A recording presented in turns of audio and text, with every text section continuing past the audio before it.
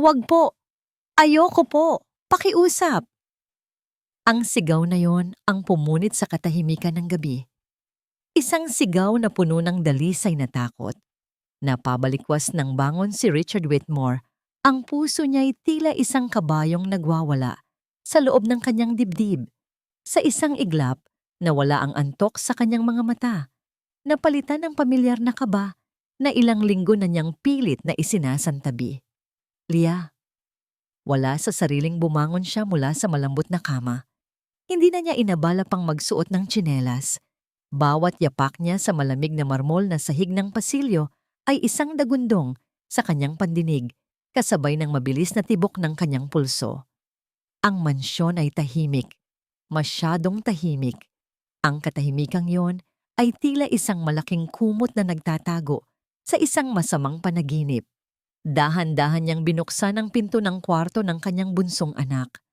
Sa liwanag na nagmumula sa hallway, nakita niya si Leah, ang kanyang 6 na taong gulang na prinsesa, na hindi mapakali sa higaan. Pawis na pawis ang munti nitong noo at basa ang mga pisngi sa luha. Kahit tulog ito. Huwag po, tita! Pabulong na ungol ng bata. Sorry po. Nang marinig iyon ni Richard, isang matalim na kirot ang tumagos sa kanyang puso. Hindi ito isang ordinaryong bangungot. Ito na ang kumpirmasyon, ang huling piraso ng palaisipan na ayaw niyang buuin. Tita, ang tawag kay Vanessa, ang babaeng pakakasalan niya. Dahan-dahan siyang umupo sa gilid ng kama at marahang hinaplos ang buhok nito. Sa ilalim ng kanyang palad, naramdaman niya ang panginginig ng munting katawan ni Leah. Kahit sa pagtulog, naroon ang takot. Isang takot na hindi dapat nararanasan ng isang bata sa loob ng sarili niyang pamamahay. Bumalik sa isipan ni Richard ang hapunan kanina lang, ang perpektong larawan na gusto niyang paniwalaan. Si Vanessa, napakaganda sa kanyang puting bestida na may ngiting kasing tamis ng pulot. Maalaga niyang nilalagyan ng pagkain ng plato ng mga bata. Tinatanong kung kumusta ang kanilang araw sa eskwela. Pero nakita ni Richard ang hindi nakikita ng iba. Nakita niya ang paninigas ng balikat ng kanyang 8 taong gulang na anak na si Leo nang hawakan ito ni Vanessa. Nakita niya kung paano napayuko si Leah at halos hindi ginalaw ang paborito nitong pagkain. Nakita niya ang mabilis na pagsulyap ng 2 bata sa isa't isa. Isang lihim na mensahe ng babala at pag-iingat. At ang mga mata ni Vanessa, kapag hindi ito nakatingin sa kanya, nawawala ang lahat ng init. Napapalitan iyon ng isang lamig na tumatagos hanggang buto. Mula nang pumanaw ang kanyang asawang si Martha, ginawa niya ang lahat para punan ang pagkukulang. Nagtrabaho siya ng husto para maibigay ang lahat ng luho sa mga anak. Pero sa pagiging abala niya sa kumpanya, sa pag-asang ang material na bagay ay sapat na, hindi niya napansin na ang pinakamalaking kailangan ng mga anak niya ay proteksyon. At siya, sa kanyang kalungkutan at pagnanais na magkaroon muli ng buong pamilya, ay nagkamali. Nagkamali siya nang akalain niyang si Vanessa ang sagot. Opo, hindi na po uulitin. Ang isa pang bulong mula kay Leah ang tuluyang dumurog sa puso ni Richard. Humigpit ang pagkuyom ng kanyang kamao. Isang nag-aalab na galit ang umakyat mula sa kanyang sikmura, isang galit na kailangan niyang supilin. Hindi pa ito ang oras. Kailangan niya ng pruweba. Kailangan niyang malaman ang buong katotohanan. Hinalikan niya ang noo ng anak. Daddy's here, sweetie. Bulong niya. Daddy will protect you. I promise. Nang makitang huminahon na ang paghinga ng anak, maingat siyang tumayo at lumabas ng silid. Isinasara ang pinto ng walang anumang ingay. Nilagpasan niya ang sariling kwarto at dumiretso sa kanyang pribadong opisina. Ang unang bumungad sa kanya ay ang malaking litrato sa ibabaw ng kanyang mesa. Siya, si Martha, at ang 2 maliliit pang sina Leo at Leah. Masaya silang lahat. Walang bahid ng anumang takot. Isang pamilyang totoo. Pinangako niya kay Martha bago ito mawala na aalagaan niya ang kanilang mga anak. At sa mga sandaling ito, pakiramdam niya ay bigo siya. Kinuha niya ang kanyang cellphone at idinial ang isang numero na kabisado niya. Pagkatapos ng 2 ring, sumagot ito. "Sir?" Isang malalim na boses ang tumugon. "David!" sabi ni Richard. Ang boses niya ay mababa at puno ng determinasyon. "It's time." May ilang segundong katahimikan sa kabilang linya bago sumagot si David. "Understood, sir. Everything is ready as you instructed." "Good. Bukas ng umaga, sisimulan ko na," sabi ni Richard bago ibaba ang tawag. Hindi na siya bumalik sa kanyang silid-tulugan. Sa halip, pumasok siya sa isang malawak na walk-in closet sa kabilang dulo ng pasilyo, isang lugar na bihira ng mabuksan. Sa loob, sa tabi ng mga nakahanger na mamahaling Amerikana at mga kahon ng sapatos, ay may isang simpleng set ng damit na nakapatong sa isang upuan. Isang kupas na pantalong maong, isang kulay abong t-shirt na may ilang butas, isang pares ng luma at maruming botas.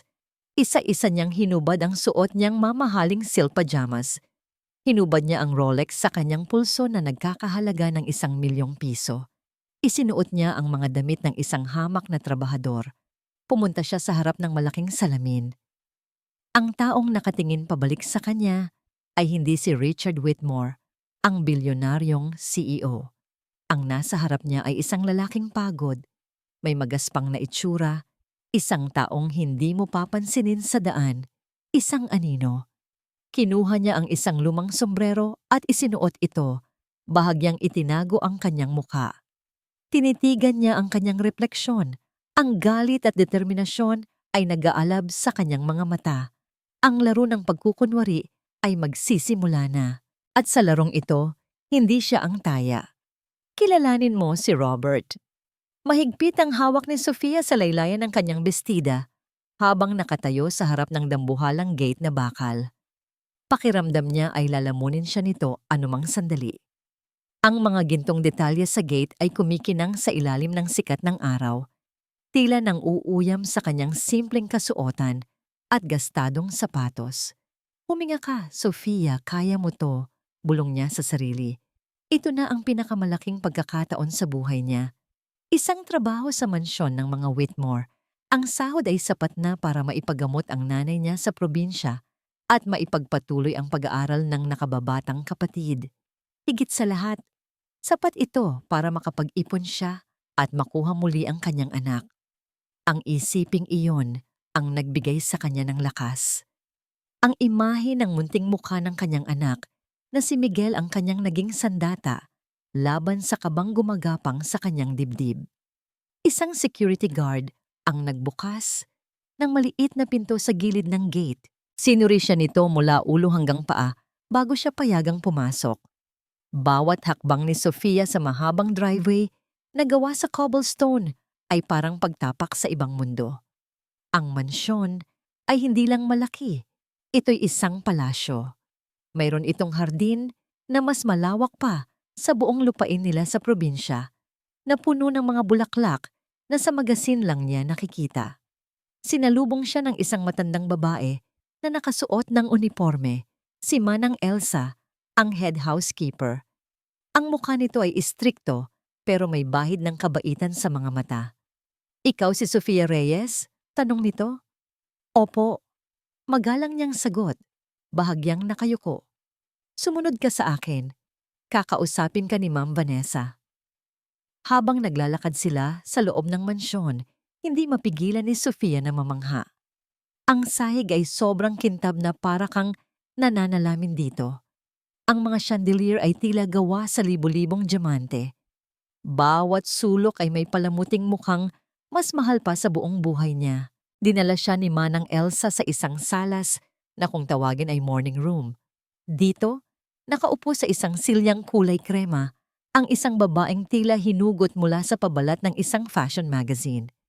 Si Vanessa Montesillo, ang mapapangasawa ni Sir Richard. Tumayo ito at hinarap si Sofia. Maganda siya, walang duda. Pero ang kanyang mga mata ay walang emosyon, mapanuri at malamig. So, you're the new girl, sabi ni Vanessa. Ang boses ay makinis pero may talim.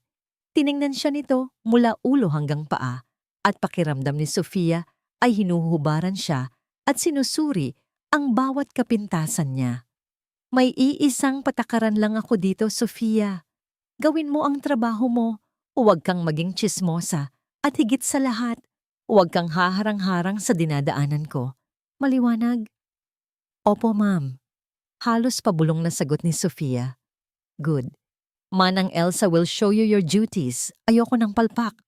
Pagkasabi niyon, tumalikod na si Vanessa na parang hindi na nag-e-exist si Sofia sa mundo. Naramdaman ni Sofia ang paggaan ng hangin nang makaalis ito. Ang unang araw niya ay napuno ng paglilinis, pag-aayos at pagsunod sa mga utos. Sa kalagitnaan ng hapon, habang nagpupunas siya ng mga salamin sa bintana na nakaharap sa hardin, doon niya unang nakita ang mga anak ni Sir Richard. Si Leo ay nakaupo sa isang bench, seryosong nagbabasa ng libro. Si Leah naman ay tahimik na naglalaro ng manika sa damuhan. Maganda ang mga bata, pero may lungkot sa kanilang mga mata na hindi nababagay sa kanilang edad. Isang lungkot na pamilyar kay Sofia. Ang lungkot ng pangungulila. Biglang nahulog ni Leo ang kanyang laruang kotse at gumulong ito sa ilalim ng mga halaman.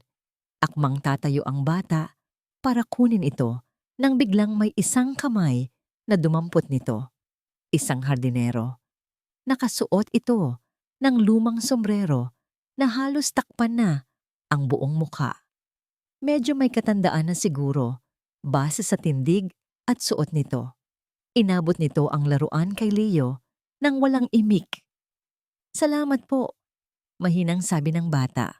Tumangulang ang hardinero at nagpatuloy sa pagbubungkal ng lupa. Nang hapon ding iyon, habang nagdadala si Sofia ng isang tray ng merienda para sa mga bata, hindi niya sinasadyang matabig ang isang baso ng juice. Tumapon ito sa sahig ng patio.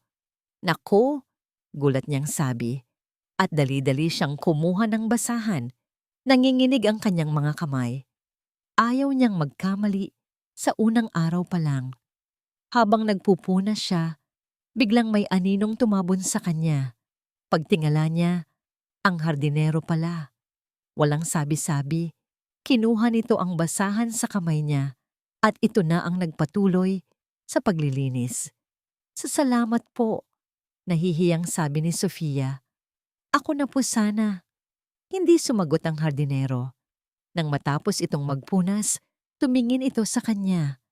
Sa isang saglit, sa ilalim ng lilim ng sombrero, nasilayan niya ang mga mata nito. Hindi ito mga mata ng isang matandang lalaki. Ang mga matang yon ay malalim, matalino, at puno ng kalungkutan. Isang iglap lang yon, pero tumatak sa isip ni Sofia. Nagpatuloy ang araw. Nang malapit ng magtakip silim, inutusan siya ni Manang Elsa na i-check kung kailangan ng kahit ano ni Ma'am Vanessa sa opisina nito. Dahan-dahan siyang lumapit sa pinto. Nakabukas ito ng bahagya at narinig niya ang boses ni Vanessa na may kausap sa cellphone. Ang boses nito ay Eve. Hindi na ito ang makinis at kontroladong boses kanina. Ngayon, ito ay puno ng inis at galit. Sinabi ko nang ayusin mo yan, Marco. Walang dapat makaalam. Narinig niyang sabi ni Vanessa. Oo, nandito ako sa lungga ng leon. Kaya siguraduhin mong hindi ka papalpak. Kung hindi sila susunod, matututo sila sa paraang hindi nila magugustuhan. Biglang nanlamig ang buong katawan ni Sofia. Hindi niya alam kung sino o ano ang tinutukoy nito. Pero ang tono ng pananalita nito ay nagdulot ng kilabot sa kanya. Dahan-dahan siyang umatras, maingat na huwag gumawa ng ingay. Pero sa kanyang pag-atras, hindi niya namalayan ang isang florera sa maliit na mesa sa likod niya. Bahagya niya itong nasagi. Gumawa ito ng mahinang kalansing. Napatigil sa pagsasalita si Vanessa. Nanlaki ang mga mata ni Sofia sa takot. Dahan-dahan siyang lumingon para tumakbo. Pero sa kanyang paglingon, bumungad sa kanya ang isang figura na tahimik na nakatayo sa likuran niya. Sa dilim ng pasilyo, ang hardinero. si Robert. Itinaas nito ang isang daliri sa tapat ng labi nito, isang malinaw na senyas na huwag siyang gumawa ng ingay. Ang mga mata nito, na ngayon ay malinaw na nakikita niya sa karimlan, ay puno ng isang emosyon na hindi niya mabasa, isang halo ng babala at koneksyon. Nakatago sa anino ng pasilyo, pinanood ni Richard ang takot sa mga mata ni Sofia. Isang malakas na instinkto ang nagsabi sa kanyang kailangan niyang protektahan ang babaeng ito, hindi dahil sa kung sino siya, kundi dahil sa kung ano ang naririnig nito. Nang marinig niya ang pagbukas ng pinto ng opisina, mabilis niyang hinawakan ang braso ni Sofia at marahang hinila ito palayo, papunta sa isang madilim na sulok sa ilalim ng engrandeng hagdanan. Pinigil nilang dalawa ang kanilang paghinga. Lumabas si Vanessa. Ang cellphone ay nakadikit pa rin sa tainga. Lumingalinga ito sa pasilyo, ang nooy nakakunot. "May tao ba riyan?" tanong nito sa kawalan. Walang sumagot. Matapos ang ilang sandali ng nakakabininging katahimikan, nagkibit balikat na lang ito at naglakad patungo sa kabilang direksyon. Nang sigurado nang wala na ito, saka lang binitawan ni Richard ang braso ni Sofia. Nakita niya ang pamumutla sa mukha ng dalaga. "Sa sino po kayo?" Nanginginig na tanong ni Sofia, ang boses ay halos hindi marinig. Hindi sumagot si Richard. Sa halip, tinitigan lang niya ito. Ang kanyang mga mata ay nagsasabing, "Mag-ingat ka." Pagkatapos ay tumalikod siya at tahimik na naglakad palayo, nawawala sa dilim ng hardin kung saan siya nararapat. Alam ni Richard na simula sa gabing iyon, hindi na lang ang mga anak niya ang kailangan niyang bantayan. Pati na rin si Sofia. Nakita niya sa mga mata nito ang parehong kabaitan at takot na nakikita niya sa kanyang mga anak. At alam niyang si Vanessa ay walang awa sa sinumang ituring nitong hadlang. Kinabukasan, maagang maaga pa lang ay nasa hardin na si Robert. Ang pagbubungkal ng lupa at pag-aalaga ng mga halaman ay naging therapy para sa kanya. Sa bawat pagbaon niya ng pala sa lupa, naiisip niya ang galit na kinikimkim niya. Kailangan niyang maging kalmado. Kailangan niyang maging isang hardinero. Walang nakikita, walang naririnig. Isang anino lamang. Iyon ang plano. Ngunit nawasak ang planong iyon ng araw ding iyon. Tanghali na at malapit na siyang mag-lunch break nang sabihin ni Vanessa na aalis ito sandali. May mahalaga raw itong meeting. Bantayan ninyong mabuti ang mga bata. Utos nito sa mga kasambahay. "At ikaw," sabi nito habang nakatingin kay Sofia, "siguraduhin mong malinis ang buong bahay pagbalik ko." Nang makaalis na ang sasakyan ni Vanessa, tila nabunutan ng tinik ang lahat. Naging mas magaan ang atmosfera. Nakita ni Richard kung paanong nagkaroon ng kulay ang mga mukha ni Leo at Leah. Habang naglilinis si Sofia sa sala, nilapitan siya ni Leah may dalang isang baso ng orange juice. "Ate Sofia, para po sa inyo," sabi ng bata. Isang mahiyaing nangiti ang nasa labi. Ang nangiting iyon ay tila sikat ng araw na tumagos sa puso ni Richard habang pinapanood niya sila mula sa bintana. Nakita niya kung paano lumuhod si Sofia para maging kapantay ng bata. "Nako, salamat Leah. Ang bait-bait mo naman," sabi ni Sofia. Ang boses ay puno ng tunay na lambing. Pero sa kasamaang palad, sa pag-abot ni Leah ng baso, nadulas ito sa maliit niyang kamay. Tumapon ng orange juice sa sahig at tumalsik. Hindi sa damit ni Sofia, kundi sa isang mamahaling puting bestida na nakasampay sa isang mannequin sa sulok ng sala. Isang bestidang isusuot ni Vanessa para sa isang importanteng party. Nanlaki ang mga mata ni Leah. Sumunod ang panginginig ng kanyang mga labi. "Sorry po." Nakita ni Richard ang gulat sa mukha ni Sofia, pero mabilis itong napalitan ng pag-aalala para sa bata. "Shh, okay lang yan Leah. Aksidente lang yon," sabi niya habang niyayakap ang umiiyak na bata. Pero huli na ang lahat. Kakapasok lang pala ni Vanessa. Nakalimutan daw nito ang kanyang briefcase at nakita nito ang lahat. Hindi nagsisigaw si Vanessa. Mas malala pa roon, isang nakakatakot na ngiti ang gumuhit sa kanyang mga labi. Well, well, well, what do we have here? Malamig niyang sabi. Lumapit siya. Ang bawat hakbang ay mabigat. Kinuha niya ang braso ni Leah. Ang pagkakahawak ay mahigpit. Sinabi ko na sa'yo na huwag kang magiging clumsy, hindi ba? Hindi po niya sinasadya, ma'am. Mabilis na sabi ni Sofia. Sinusubukang protektahan si Leah. Tiningnan siya ni Vanessa na parang isa siyang basura. Walang nagtatanong sa'yo. Ibinaling niya muli ang tingin kay Leah. Halika, may ipapakita ako sa'yo. Isang lugar para sa mga batang hindi sumusunod. Hinila ni Vanessa si Leah palayo. Nagpupumiglas ang bata, umiiyak, tumatawag sa kanyang kuya, at kay Sofia, si Leo, ay nakatayo lang sa isang tabi, hindi makagalaw sa takot. Si Richard, na nasa labas pa rin, ay nanigas sa kinatatayuan. Ang dugo niya ay tila nagyelo sa kanyang mga ugat.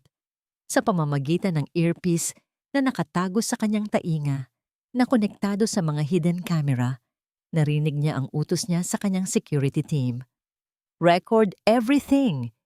Do not intervene. I repeat, do not intervene.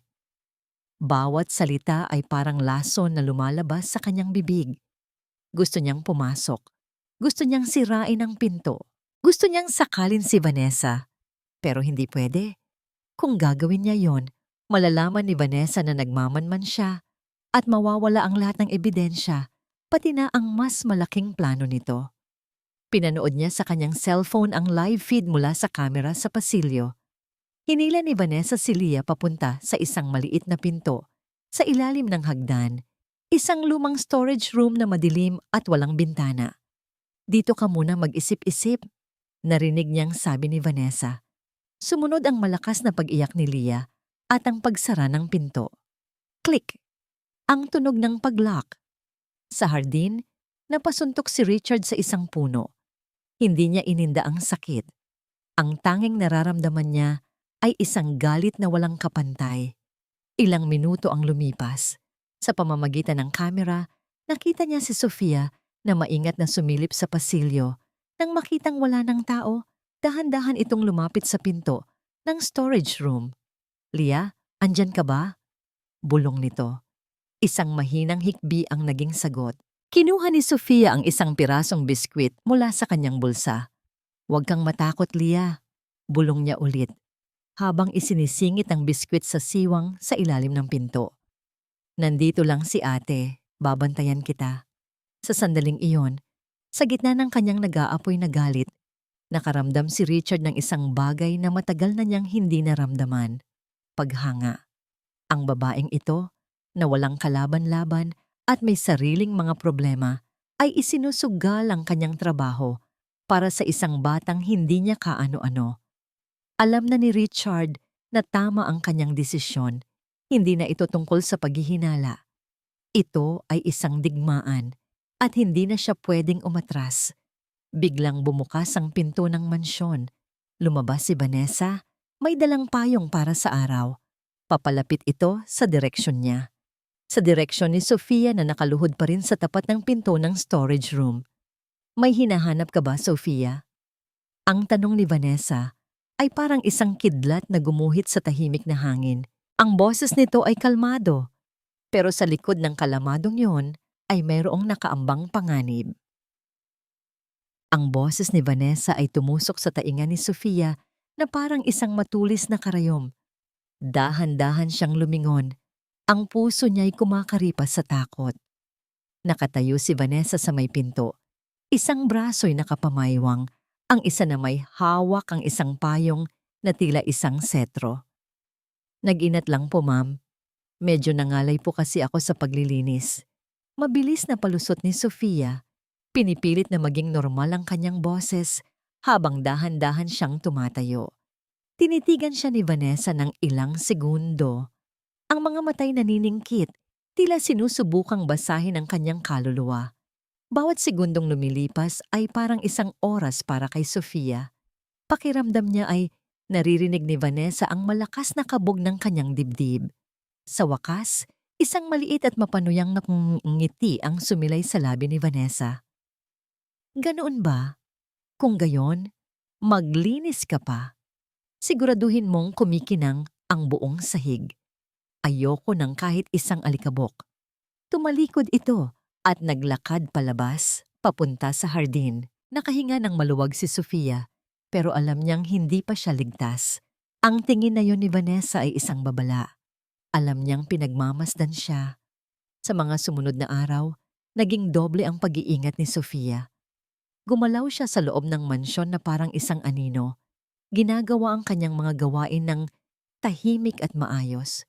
Ngunit sa kabila ng takot, hindi niya magawang talikuran ang mga bata. Sa mga sandaling wala si Vanessa, o kapag abala ito sa pakikipag-usap sa telepono, doon siya kumikilos. Isang simpleng kindat kay Leo, isang pabulong na papuri sa drawing ni Leah.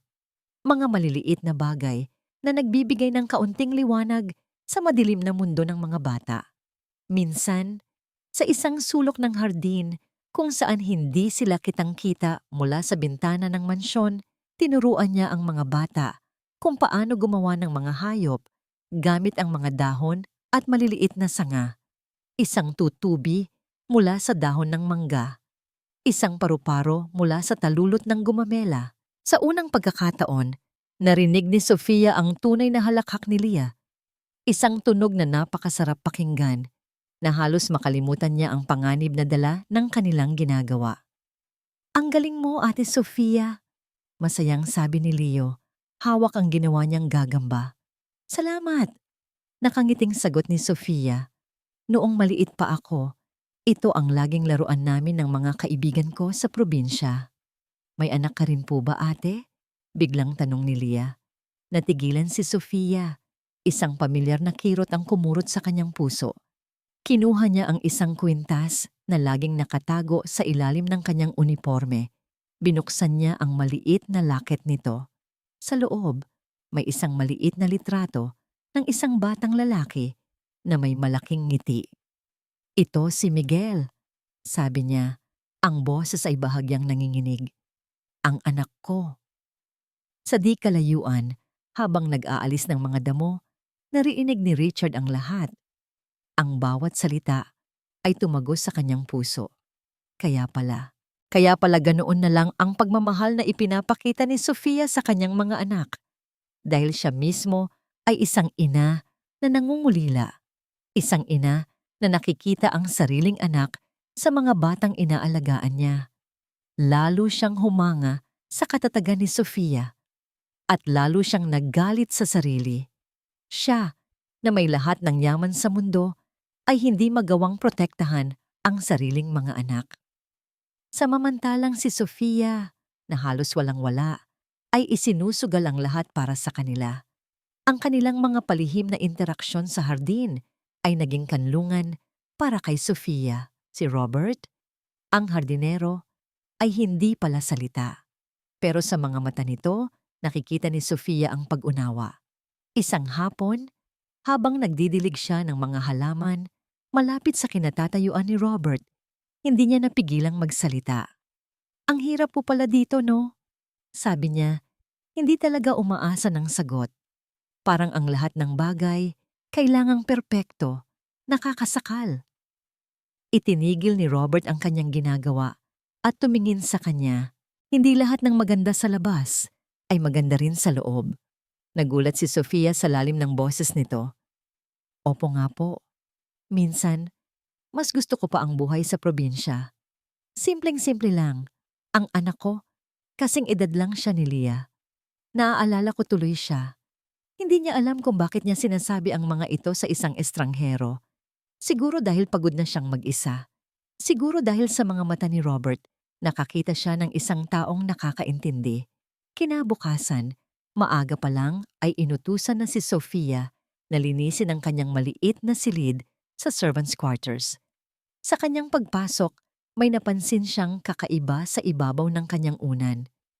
Isang puting rosas, sariwang-sariwa, may hamog pa sa mga talulot. Sa tabi nito, may isang maliit na piraso ng papel. Nanginginig niyang kinuha ito. Ang nakasulat, Sa magaspang pero malinaw na letra ay para sa matapang na puso.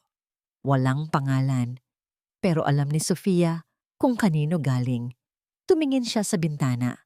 Sa di kalayuan, nakita niya si Robert. Nag-aalaga ng mga rosas. Nagtama ang kanilang mga mata. Isang mabilis na tango lang ang ibinigay nito bago ito muling yumuko sa kanyang ginagawa. Isang mainit na pakiramdam ang gumapang sa puso ni Sofia. Isang bagay na matagal na niyang hindi naramdaman. Isang kilig. Isang pakiramdam na may isang taong nakakakita sa kanya, hindi bilang isang katulong, kundi bilang isang tao. Itinago niya ang rosas at ang sulat sa kanyang baul sa tabi ng litrato ni Miguel. Ito ang kanyang munting sikreto, ang kanyang munting kayamanan. Ngunit ang munting kaligayahang yon ay hindi nagtagal. Pagpasok niya sa kusina, nandoon si Vanessa, may kausap sa telepono. Nang makita siya nito, mabilis nitong ibinaba ang tawag. Pero sa mesa, naiwan ni Vanessa ang kanyang cellphone. At sa sahig, sa ilalim ng mesa, may isang bagay na nahulog. Isang puting rosas. Lukot na lukot, tila piniga ng isang galit na kamay. Nanlamig si Sofia. Paano? Paano nalaman ni Vanessa? Tinaas ni Vanessa ang kanyang tingin. Hindi ito nakatingin kay Sofia. Nakatingin ito sa bintana, sa direksyon ng hardin, kung saan nagtatrabaho si Robert. Ang mga mata nito ay puno ng pagdududa at isang namumuong galit. Gabi na, pero hindi pa tapos ang trabaho ni Richard. Bilang si Robert, kailangan niyang tapusin ang paglilipat ng ilang paso ng orchids bago dumating ang bagyo na ibinabalita sa TV. Ang dilim ng gabi ang kanyang naging kakampi. Dito, malaya siyang nakakagalaw, nakakapag-obserba ng hindi napapansin. Naramdaman niya ang titig ni Vanessa mula sa bintana kaninang hapon. Alam niyang may nagbago. Ang pagdududa nito ay hindi na lang nakasentro kay Sofia. Pati siya, ang hamak na hardinero, ay kasama na sa radar nito. Kailangan niyang maging mas maingat. Habang nagbubuhat siya ng isang malaking paso, malapit sa pader sa ilalim ng bintana ng opisina ni Vanessa, narinig niya ang pagbukas nito. Isang manipis na siwang, sapat lang para makapasok ang hangin, pero sapat na rin para makalabas ang tunog. Huminto si Richard. Itinago niya ang sarili sa likod ng isang malaking halaman. Ang katawan ay tensyonado. Narinig niya ang boses ni Vanessa, pabulong, pero puno ng galit. Marco, ano ba? Ilang beses ko bang sasabihin sa'yo na mag-ingat ka sa mga galaw mo? Marco. Ang pangalang yon ay umalingaw-ngaw sa isip ni Richard. Isang Marco Montesillo, pinsan daw ni Vanessa. Isang investment banker na tumutulong daw dito sa ilang personal na portfolio. Ngayon, naririnig niya ang tunay na tono sa pagitan nilang dalawa. Huwag kang mag-alala. V, nasa akin na ang kopya ng mga dokumento. Sagot ng boses sa kabilang linya. Bahagyang naririnig ni Richard. Hindi iyon ang punto. Singal ni Vanessa. Malapit na ang kasal. Isang maling galaw lang, masisira ang lahat ng pinaghirapan natin. Kailangan ko ang pirma niya sa final prenup agreement. Pagkatapos noon, kailangan kong makuha ang access sa corporate vault. Nandoon ang mga original na kontrata at mga titulo. Kapag napirmahan na niya at nakuha na natin ang mga yon, madali nang ilipat ang pondo. Nanlamig ang buong katawan ni Richard. Hindi ito biro. Hindi lang ito simpleng paghahabol sa pera. Ito ay isang planadong panloloko. Isang corporate espionage na naglalayong sirain, hindi lang ang pamilya niya, kundi pati na rin ang kumpanyang ipinama ng kanyang ama. Ang galit niya sa pagmamaltrato ni Vanessa sa kanyang mga anak ay napalitan ng isang mas malalim at mas mapanganib na emosyon. Isang nagyayelong puot. Ang babaeng ito ay hindi lang isang masamang madrasta. Isa siyang ahas. Isang traidor. Dahan-dahan niyang inilabas ang kanyang cellphone. Sa isang pindot lang, ang maliit na device ay nagsimulang mag-record ng audio. Itinaas niya ito ng bahagya, itinago sa mga dahon, umaasang malinaw na masasagap ang usapan. Paano ang mga bata? Tanong ni Marco. Hindi ba sila magiging problema? Narinig ni Richard ang isang mapait na tawa mula kay Vanessa. Ang mga bata? Sila ang insurance ko. Habang mas kinakawawa sila, mas lalong naaawa sa akin si Richard. Mas lalong gugustuhin niyang pakasalan ako para ayusin ang pamilya niya. Sila ang pain, Marco. At si Richard, hulog na sa bitag. Isang mainit na likido ang tila umakyat sa lalamunan ni Richard. Suka. Gusto niyang sumuka sa sobrang galit at pandidiri. Ginamit ni Vanessa ang sarili niyang mga anak laban sa kanya. Ang sakit at takot ng mga ito ay parte ng isang masamang plano. Basta't siguraduhin mo lang na handa ka na, sabi ulit ni Vanessa. Ang boses ay naging malambing na. Konting tiis na lang, mahal ko. Atin na ang lahat ng ito. Makakaalis na tayo sa impyernong to, magkasama. Mahal ko. Ang dalawang salitang yon ang nagsilbing huling pako sa kabaong. Hindi lang sila magkasabot sa krimen, sila ay magkasintahan. Pinatay ni Richard ang recording. Ang katawan niya ay nanginginig, hindi sa takot, kundi sa pinaghalong galit at sakit ng katrayduran.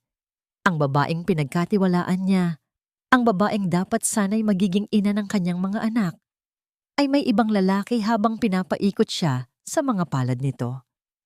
Dahan-dahan siyang umatras, bawat hakbang ay maingat, bawat paghinga ay kinokontrol.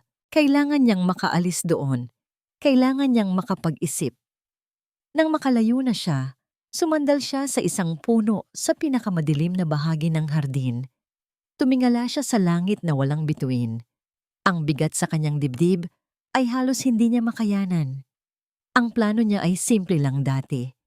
Alamin kung sinasaktan ni Vanessa ang mga bata. Pero ngayon, ang simpleng investigasyong yon ay naging isang napakakomplikadong laro ng chess. Ang kalaban niya ay hindi lang isang abusadong babae. Ang kalaban niya ay isang mapanlinlang na kriminal na handang gawin ang lahat para sa pera. Ang buhay ng mga anak niya ay nasa panganib. Ang kinabukasan ng kanyang kumpanya ay nasa panganib. At siya, dahil sa kanyang kalungkutan at pagkabulag, ang nagpasok ng halimaw sa sarili niyang pamamahay. Mula sa kinatatayuan niya, tanaw niya ang balkonahe ng kanyang master's bedroom at doon lumabas si Vanessa. Nakasuot ito ng isang manipis na roba, ang buhok ay nakalugay. May hawak itong kopita ng alak. Tumingin ito sa kalawakan ng hardin. Isang ngiti ng tagumpay ang nasa mga labi. Tila isang reyna na pinagmamasdan ang kanyang nasasakupan. Ang hindi niya alam, sa lilim ng gabi, may isang hardinerong nakatingin sa kanya pabalik. Isang hardinero na hawak na ngayon ang katotohanang wawasak sa kanyang perpektong mundo. Hindi na ito simpleng paghihiganti, naisip ni Richard. Ito ay tungkol sa pagkuha ng hustisya. Tiningnan ni Richard ang kanyang cellphone.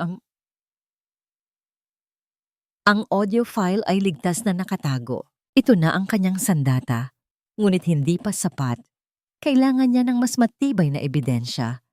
Kailangan niyang mahuli sa akto si Vanessa. Kailangan niyang makita ang mukha ni Marco. Ang laro ay nagbago. At handa siyang laruin ito hanggang sa huli.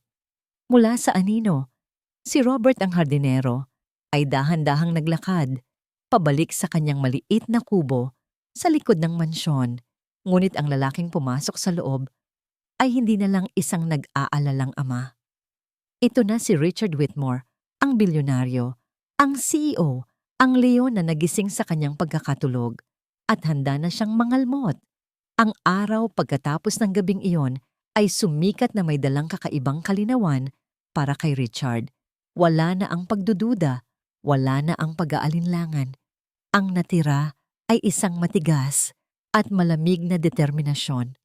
Ang bawat pag-aalaga niya ng halaman, ang bawat pagwawalis ng mga tuyong dahon ay naging isang pagkukunwari. Ang kanyang mga mata ay hindi na nakatingin sa mga bulaklak, kundi sa mga bintana, sa mga anino, sa bawat galaw sa loob ng mansyon. Hindi na siya ang amang nag-aalala. Siya na ang mga ngaso. Sa tulong ng kanyang security head na si David, na nagpanggap bilang isang pest control agent, nagawa niyang makapagtanim ng mga bagong ebidensya, hindi sa lupa, kundi sa mga pader ng mansyon, mga high-fidelity audio bugs, mas maliit pa sa butil ng bigas na maingat na inilagay sa opisina at pribadong salas ni Vanessa. Ang kailangan na lang niya ay maghintay. Habang naghihintay, nasaksihan niya kung paanong ang kasamaan ni Vanessa ay tila isang lason na dahan-dahang kumakalat. At ang paborito nitong biktima ay si Sofia. Isang hapon, nakita ni Richard si Leah na masayang-masaya habang nagdodrawing sa may hardin. Ipinakita nito ang kanyang gawa kay Sofia. Isang larawan ng kanilang pamilya.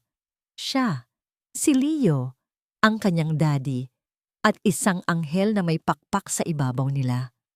Ang kanyang mommy Martha. Ang ganda-ganda naman yan, Leah. Puri ni Sofia ang mga matay nagniningning. Sa sandaling iyon, lumabas si Vanessa, may hawak na tasa ng tsa. Dumaan ito sa likod ni Leah. "What's this?" Tanong nito. Ang boses ay walang kabuhay-buhay. "Drawing ko po," masiglang sagot ni Leah. "Si Mommy po, oh." Tiningnan ni Vanessa ang papel. Walang emosyon ang kanyang mukha. At bigla, hindi sinasadyang natabig nito ang sariling kamay. Ang mainit na tsaa ay tumapon, hindi sa damuhan, kundi sa mismong papel. Binubura ang mukha ng anghel sa drawing. Napatigil ang mundo. Ang nangiti sa mukha ni Leah ay unti-unting nawala, napalitan ng panginginig ng labi. "Oh, clumsy me," sabi ni Vanessa na walang bahid ng pagsisisi.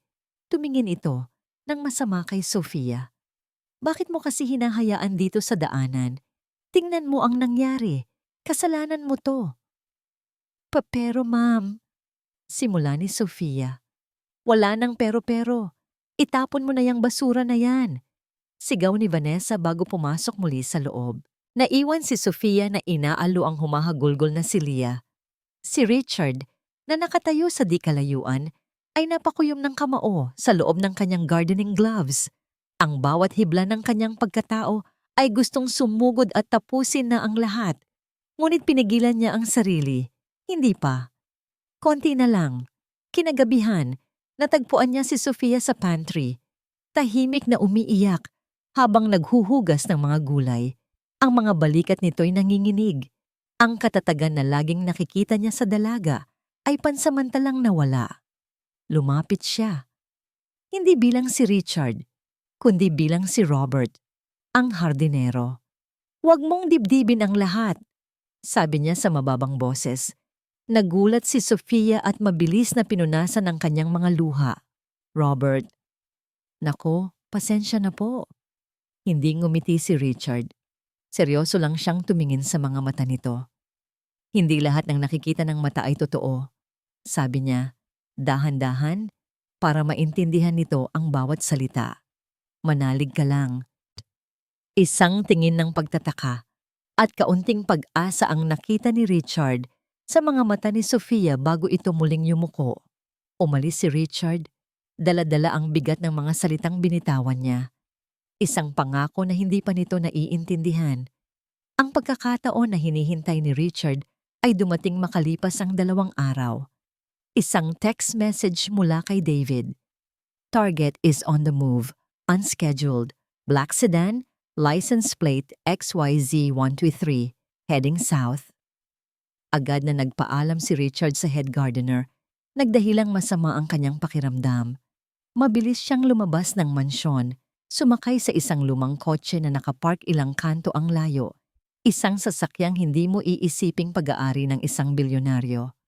Gamit ang GPS tracker na matagal nang palihim na ikinabit ni David sa kotse ni Vanessa, sinundan niya ito. Huminto ang sedan sa isang maliit at tahimik na coffee shop sa labas ng syudad. Isang lugar na perpekto para sa isang lihim na pagkikita. Nagsuot si Richard ng baseball cap at salamin bago pumasok. Umupo siya sa isang sulok, nagkunwaring nagbabasa ng dyaryo, at doon nakita niya si Vanessa Nakaupo sa tapat ng isang lalaki. Matipuno ito, mayabang ang tindig, at ang paraan ng paghawak nito sa kamay ni Vanessa sa ibabaw ng mesa ay hindi pagkakaibigan. Ito si Marco. Inilabas ni Richard ang kanyang cellphone.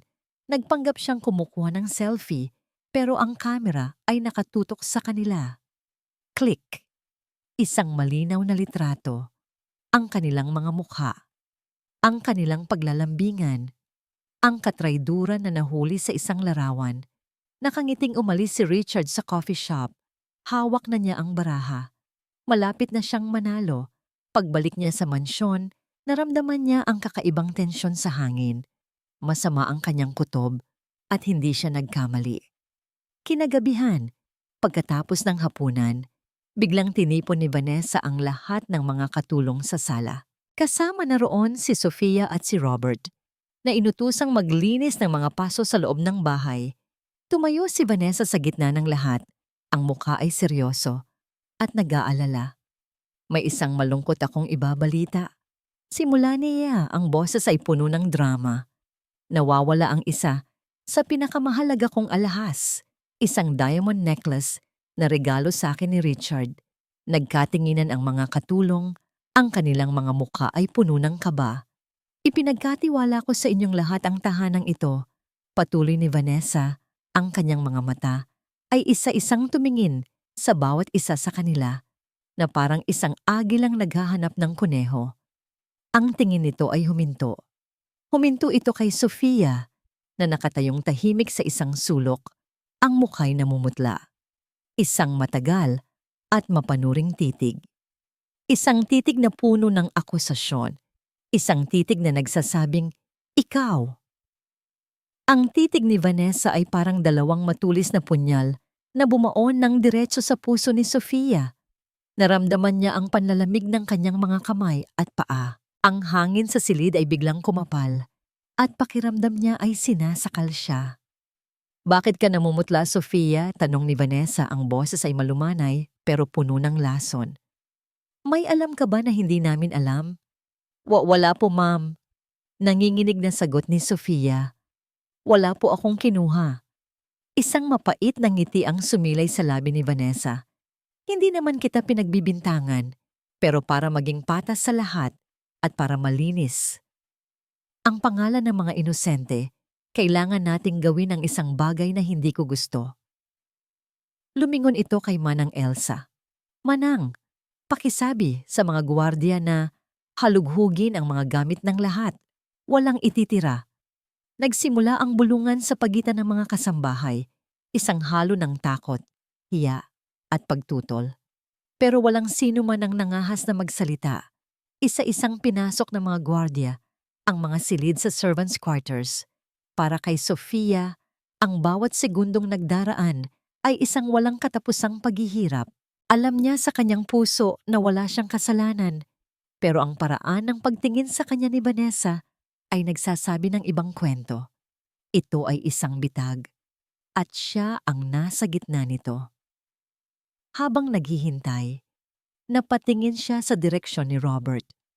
Nakatayo ito sa may pintuan ng hardin. Ang mukha'y natatatakpan ng anino. Pero nakita niya ang mahigpit na pagkuyom ng mga kamao nito. Ang mga mata nila ay nagtama sa isang saglit. Sa mga mata ng hardinero, nakita niya ang parehong galit na nakita niya sa salamin kapag naiisip niya ang sariling kawalan ng kapangyarihan. Ilang minuto pa, bumalik ang isang gwardiya. May hawak itong isang maliit na plastic bag at sa loob nito, kumikinang sa ilalim ng ilaw ng chandelier ay isang kwintas na diamante. Nahanap po namin ito sa loob ng baul ni Sofia, sabi ng gwardiya. Napatigil ang paghinga ng lahat. Para kay Sofia ang mundo ay biglang gumuho. Tumingin siya sa kwintas, pagkatapos ay sa mukha ni Vanessa na ngayon ay nagpapakita ng isang perpektong maskara ng pagkadismaya at sakit. Sofia, sabi ni Vanessa, ang boses ay tila nabasag. Paano mo nagawa sa akin to? Pinagkatiwalaan kita. Pinatuloy kita sa pamamahay ko. Hindi po totoo yan.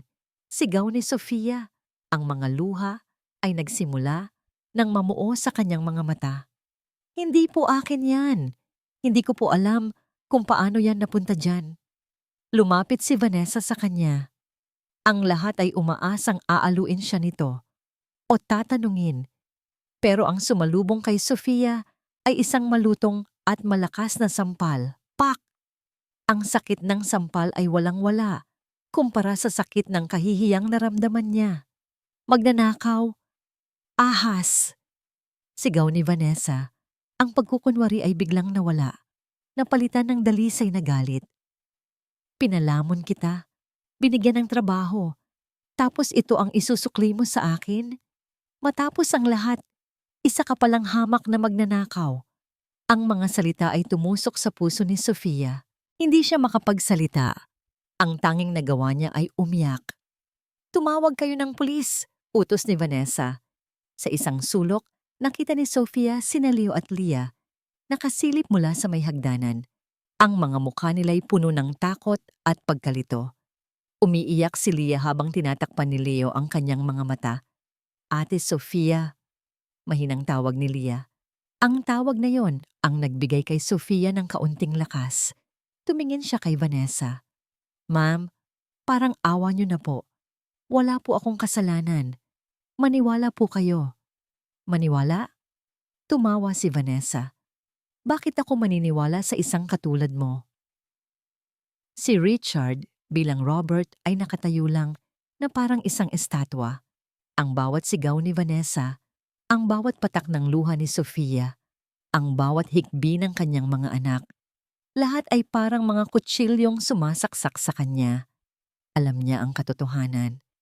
Alam niyang ito ay isang palabas at siya, ang pinakamakapangyarihang tao sa silid na yon, ay walang magawa. Kung kikilos siya ngayon, kung ilalantad niya ang kanyang sarili, masisira ang lahat. Makakatakas si Vanessa sa mas malaki nitong kasalanan. Ang ebidensya niya ay hindi pa sapat para sa isang corporate fraud case. Kailangan niyang tiisin. Kailangan niyang hayaan itong mangyari. At iyon ang pinakamasakit sa lahat. Ang panonood sa isang inosenteng tao na sinisira sa harap niya dahil sa isang mas malaking laban. Dumating ang dalawang pulis.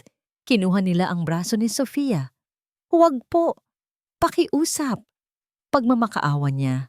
Habang hinihila siya palabas, ang huling nakita niya ay ang mga mukha sa loob ng mansyon. Ang mga kapwa niya katulong na nakayuko. Takot magsalita. Ang nagtatagumpay ng ngiti sa labi ni Vanessa. Ang umiiyak na mga bata. At si Robert. Nakatingin ito sa kanya. Ang mga mata ay nag-aalab sa isang emosyon na hindi niya maintindihan. Isang halo ng galit, panghihinayang, at isang pangako. Isinakay siya sa mobile ng pulis. Habang papalayo ang sasakyan sa dambuhalang gate ng mansyon, napatingin siya sa huling pagkakataon sa lugar na sandali niyang naging pag-asa, na ngayon ay naging impyerno.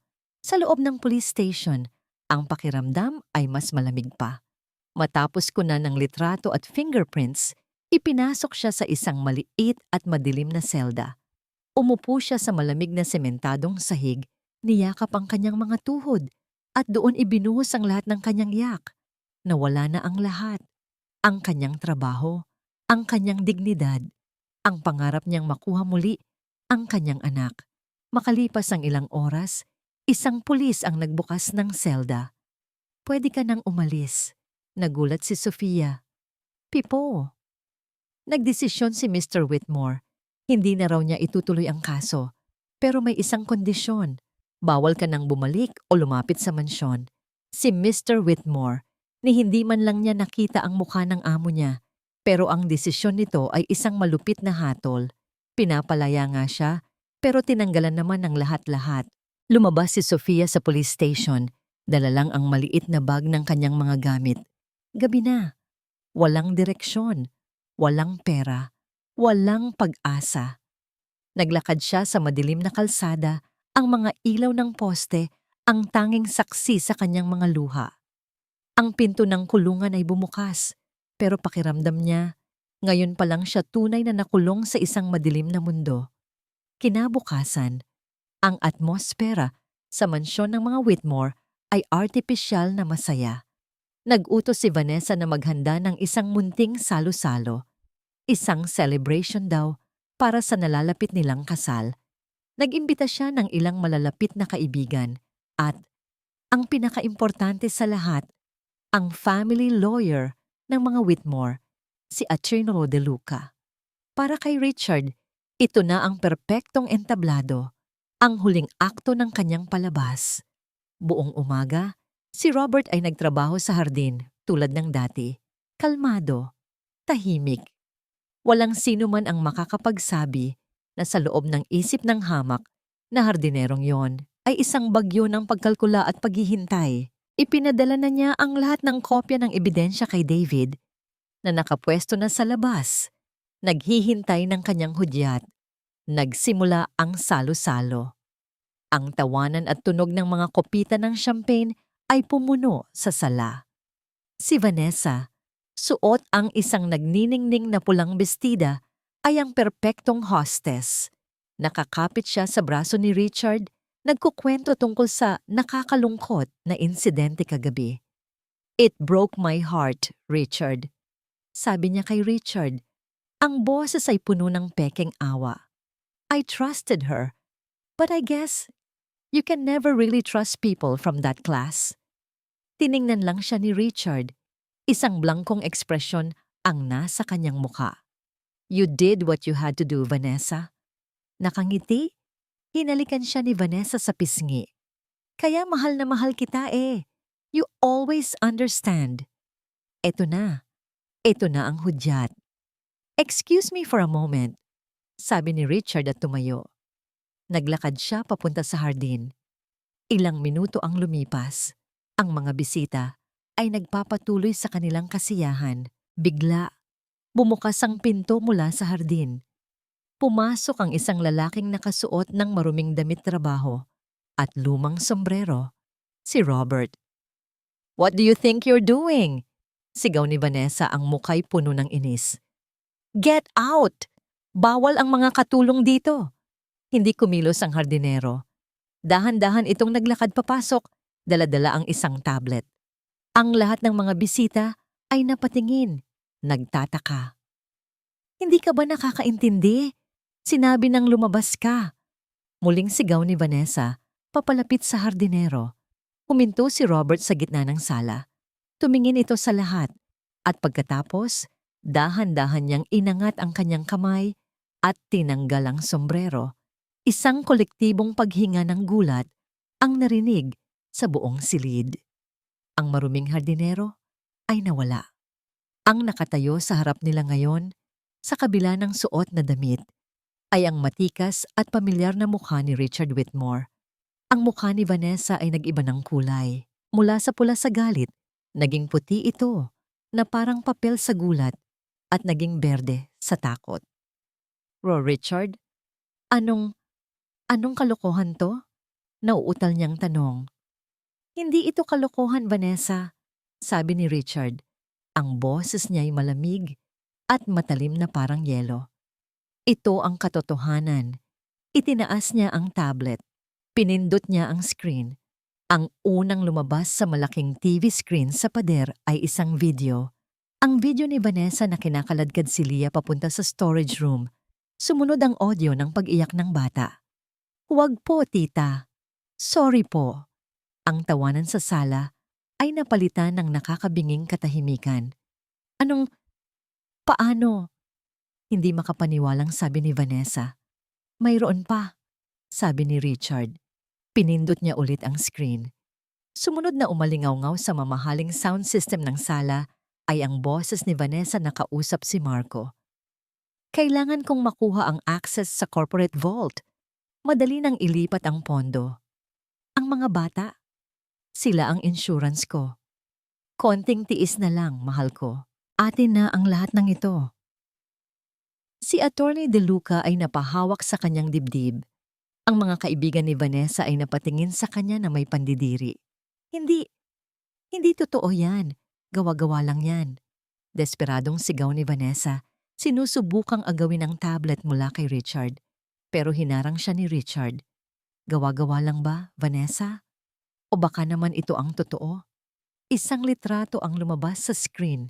Ang litrato niya at ni Marco sa coffee shop, magkahawak kamay, naglalambingan. Iyon na ang huling dagok. Napaluhod si Vanessa sa sahig. Ang kanyang perpektong itsura ay gumuho na. Richard, pakiusap. Patawarin mo ako. Nagkamali lang ako. Mahal kita. Maniwala ka.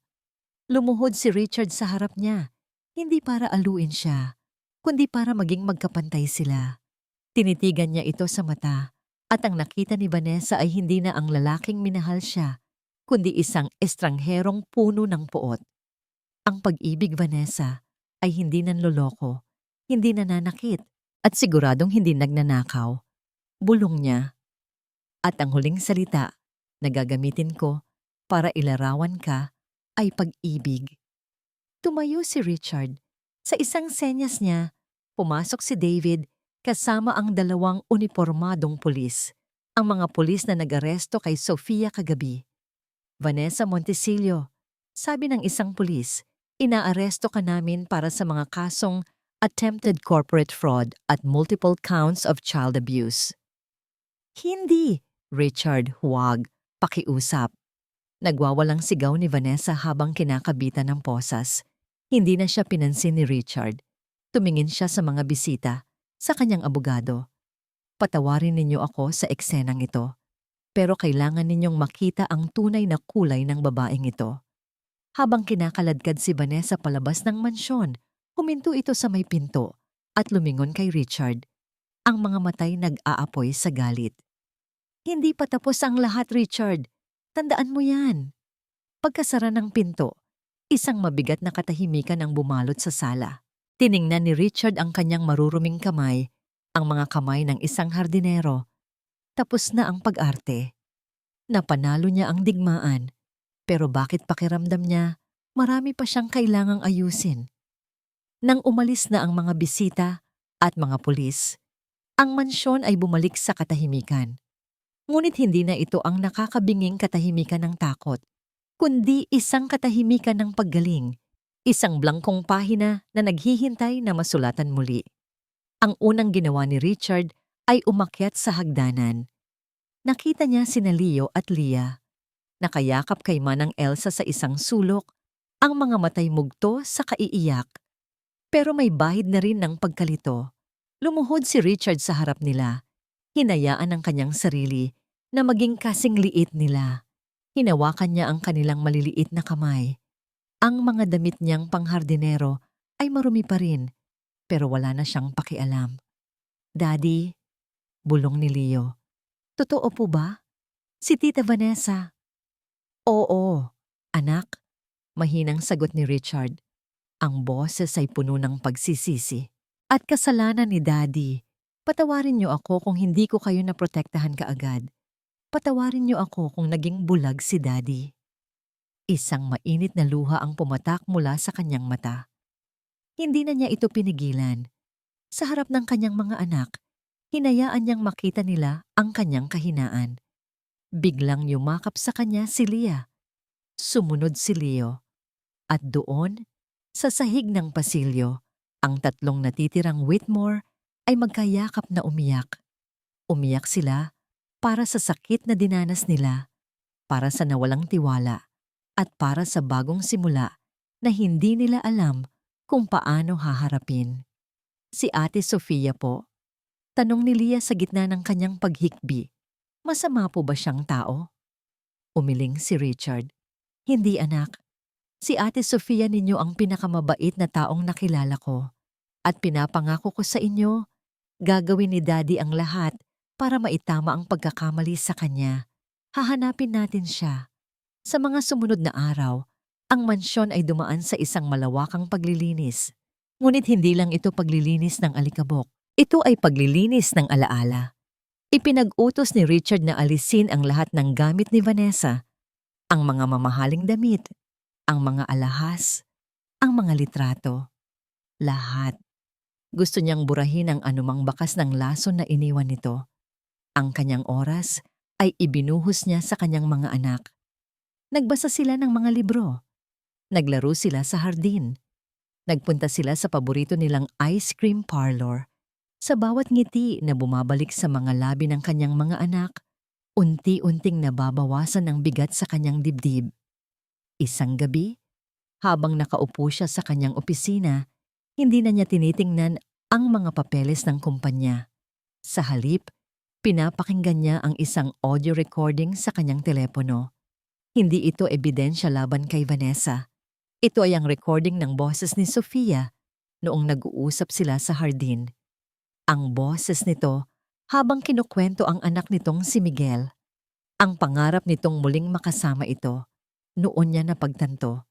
Ang paghanga niya kay Sofia ay hindi lang dahil sa katapangan nito.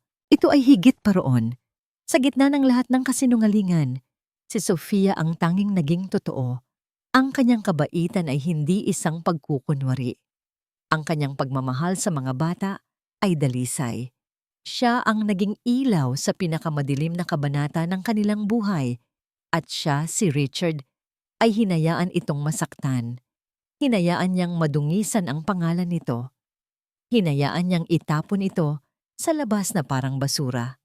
Hindi niya matatanggap iyon. Kinuha niya ang kanyang telepono at tinawagan si David. "David, I have a new priority mission for you," sabi ni Richard. Ang boses ay puno ng awtoridad na matagal nang hindi naririnig sa kanya. "Find Sofia Reyes. Gamitin mo ang lahat ng resources ng kumpanya. I want to know where she is, what she's doing, and if she's safe. I need to find her, now." "Yes, sir, right away," mabilis na sagot ni David. Habang naghihintay ng balita, ginawa ni Richard ang isa pang bagay. Ipinatawag niya si Manang Elsa at ang lahat ng mga kasambahay na naging saksi sa pang-aapi kay Sofia. "Alam kong lahat kayo ay natakot," simula ni Richard. "Alam kong wala kayong nagawa. Hindi ko kayo sisisihin. Pero ngayon, tapos na ang lahat. Ang hinihiling ko lang ay kapag bumalik na si Sofia, salubungin ninyo siya ng may respeto at paghingi ng tawad. Dahil sa ating lahat dito, siya ang nag-iisang naging matapang." Nagkatinginan ang mga kasambahay, ang kanilang mga mukha ay puno ng hiya at pagsang-ayon. Lumipas ang 2 araw na tila 1 taon para kay Richard. Bawat ring ng telepono ay inaasahan niyang si David na sa wakas, isang hapon, habang nag-aalmusal sila ni Leo at Leah, tumunog ang kanyang cellphone. "Sir?" sabi ni David sa kabilang linya. "We found her." Napatayo si Richard. Ang puso niya'y biglang bumilis. "Where is she? Is she okay?" "She's working as a waitress in a small eatery in Santa Mesa, about an hour away from the city proper," paliwanag ni David. "Based on our surveillance, she's staying in a small boarding house nearby. She looks tired, sir, but she's a fighter." Isang karinderya. Mula sa isang marangyang mansyon, napunta siya sa isang maliit na karinderya dahil sa kanya. "Thank you, David. Send me the address. I'll go there myself," sabi ni Richard. "Daddy, may balita na po ba kayo kay Ate Sofia?" tanong ni Leo. Ngumiti si Richard sa kanyang mga anak. Isang tunay na ngiti sa unang pagkakataon sa loob ng maraming araw. "Oo, mga anak. At oras na para bisitahin natin siya." Hindi na siya nagsuot ng mamahaling suit. Nagsuot lang siya ng isang simpleng polo shirt at maong. Hindi na siya si Richard Whitmore ang bilyonaryo. Gusto niyang humarap kay Sofia bilang ang lalaking nakilala nito sa hardin. Ang lalaking kailangan humingi ng tawad. At ang lalaking umaasang bibigyan pa ng pangalawang pagkakataon.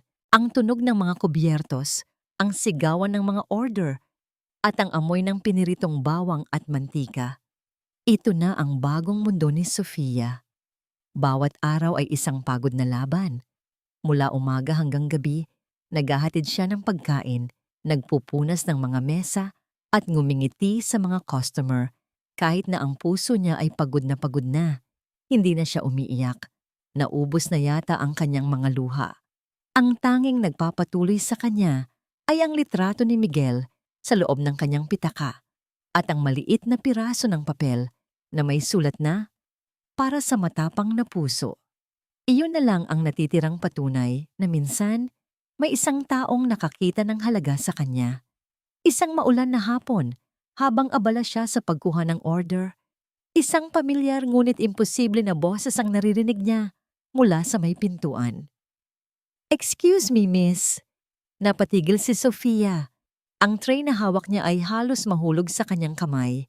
Dahan-dahan siyang lumingon at doon, nakatayo sa gitna ng maliit na karinderya, basa ng ulan ng buhok, ay si Richard Whitmore. Ang amo niyang hindi niya nakilala. Ang lalaking nag-utos na hindi na siya pwedeng bumalik sa mansyon. Pero hindi lang ito basta si Sir Richard. Ang suot nito ay simpleng damit lang. At sa likod niya, hawak ang kanyang mga kamay, ay sina Leo at Leah. Nakatitig sa kanya ang buong karinderya.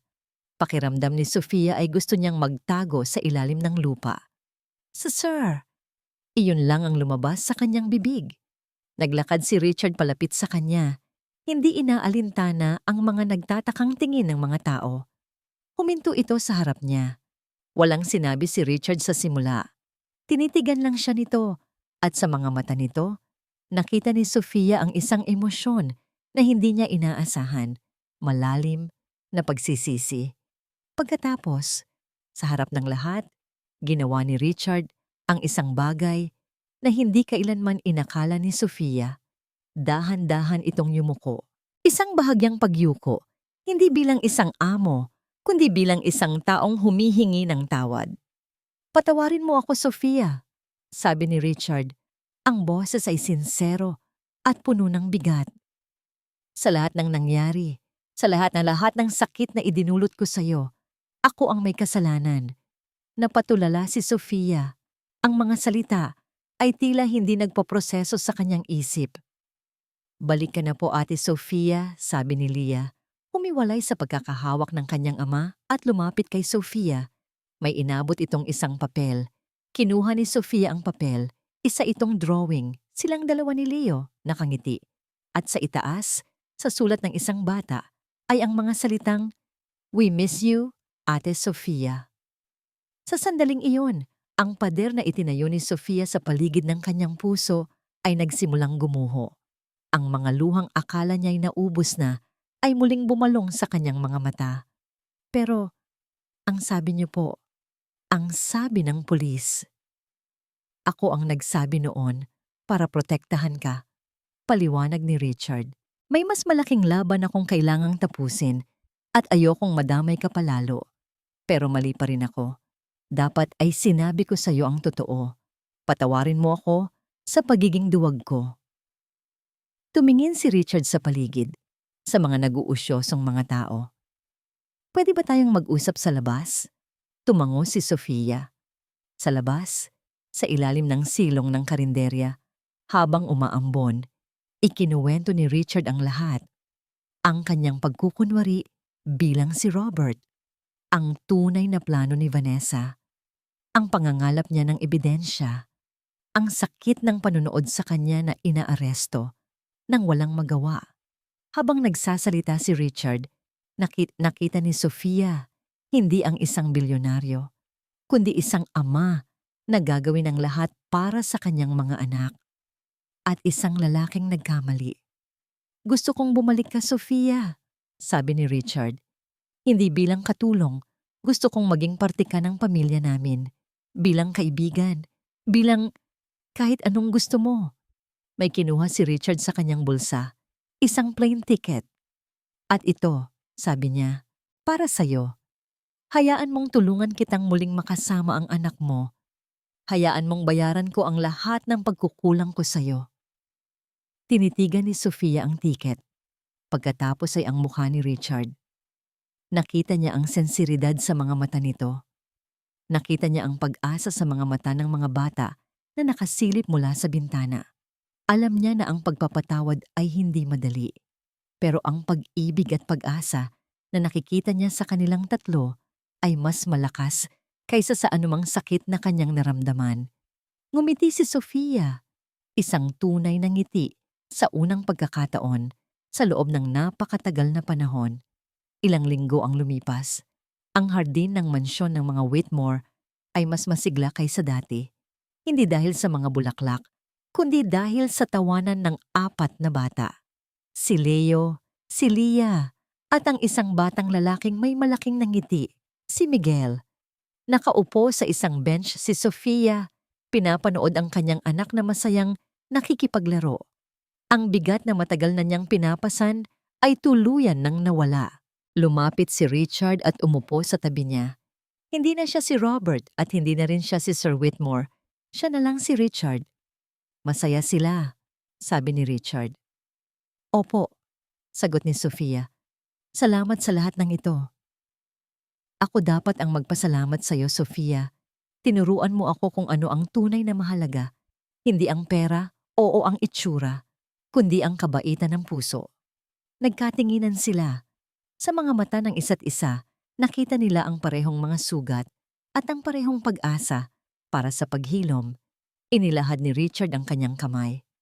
Handa ka na ba para sa bagong simula? Tiningnan ni Sofia ang kamay nito. Pagkatapos ay ang mga batang masayang naghahabulan. Ngumiti siya at dahan-dahang inilagay ang kanyang kamay sa ibabaw ng kamay ni Richard. Opo, sabi niya, handang-handa na. At sa hardin na yon, kung saan nagsimula ang mga kasinungalingan at paghihirap, nagsimula rin ang isang bagong kwento. Isang kwentong isinulat hindi ng yaman o ng kapangyarihan, kundi ng pagpapatawad, pag-asa, at isang pag-ibig na natagpuan sa pinakahindi inaasahang lugar.